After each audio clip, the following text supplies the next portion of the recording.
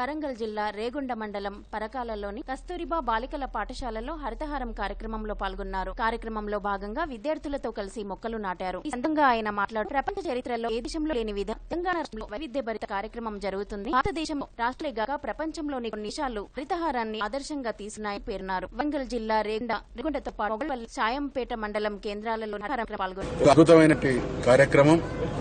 దాదాపు 130 కోట్ల మొక్కలు నాటాలనేటువంటి సంకల్పం, దానికి సంబంధించినటువంటి ఏర్పాట్లు చేస్తూ ఇవాళ గౌరవ ముఖ్యమంత్రి గారి నేతృత్వంలో ఉన్నటువంటి ఈ ప్రభుత్వం ముందుకు సాగుతా ఉన్నది.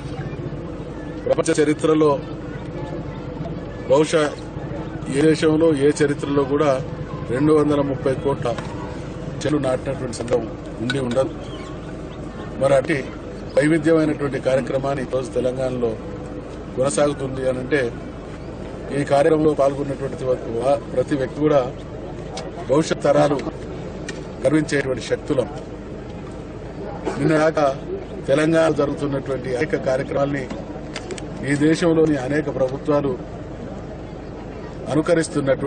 అనుకరించాలని చూస్తున్నటువంటి సందర్భాలను చూసినాం. ఇవాళ హరితహారం కార్యక్రమాన్ని చూస్తూ ఉంటే ఇది భారతదేశంలోని రాష్ట్రాలు మాత్రమే కాదు, ప్రపంచంలోని దేశాలన్నీ కూడా ఈ కార్యక్రమాన్ని స్ఫూర్తిగా తీసుకునేటువంటి అవకాశం బట్టి ముఖ్యమంత్రి ఈ సంవత్సరం 40 లక్ష్యాన్ని నిర్దేశించుకోవడం జరిగింది.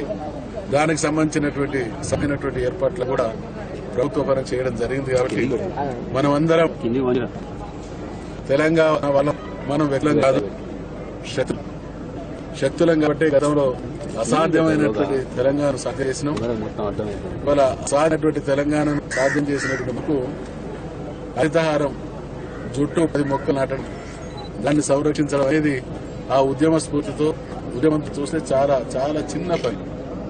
మరొకసారి అదే స్ఫూర్తితో ఈ హరితహార కార్యక్రమం జయప్రదం చేద్దాం.